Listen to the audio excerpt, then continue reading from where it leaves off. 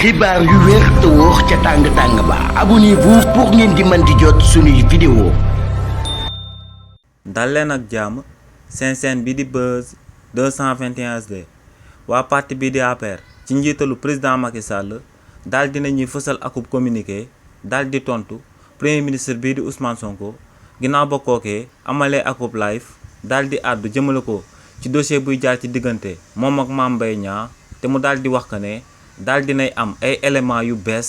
te daal dinay sàkku ci ay avocat ma ngir ñu daal di jëfandikoo éléments yu beesam yooyee ngir ñu daal di ibbiwaat daal di attewaat coow li nga xam ne moom moo jaar ci diggante moom ak kookee di Mame Mbaye Niang di ancien ministre de la République ci régime président Macky Sall ci réew mii di Sénégal.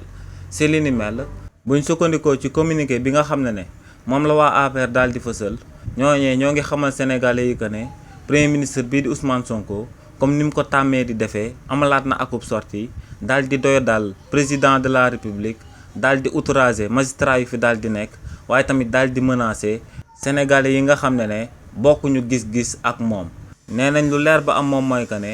premier ministre bii di Ousmane Sonko sortie bi mu daal di amal daal di nay firndeel que ne lépp la daal di doon sauf akub homme d'état ne kookee respecté wul principe bu séparation des pouvoirs li ni mel moom moo sabab bis bu génnee di doyo daal magistrat yu daal di nekk ci réewu Sénégal.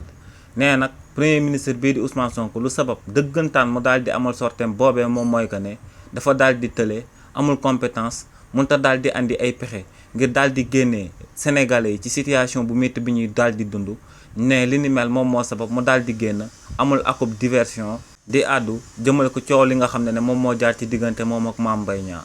waaye tamit waa APR daal di wéyal ne Ousmane Sonko ci live bi mu daan amal li mu daan wax yépp moo ngi doon àddu di attaqué waa parti bii di APR bi nga xam ne nekkatuñ au pouvoir ne premier ministre bii di Ousmane Sonko ginnaaw ba mu daan nekk ci opposition bi ci waa APR la nekkoon di attaqué ñu jox ko bopp réew mi mu continuer di attaqué waa parti bii di APR. te ñoom ne lu leer ba am moom mooy que ne Ousmane Sonko si loolee la damba daal di dëkk. ñoom nee nag jot na premier ministre bii di Ousmane Sonko daal di leen di yàbbi daal di leen di bàyyi te fas yéenee daal di liggéey réewu Sénégal bi nga xam ne sénégalais yi ñoom ñoo ko wóolu ba noppi daal di ko koy dënk moom ak régime bu bees bi. xibaar yu wér te wóor ca tàng ba abonnez-vous pour ngeen di mën di jot suñuy vidéo.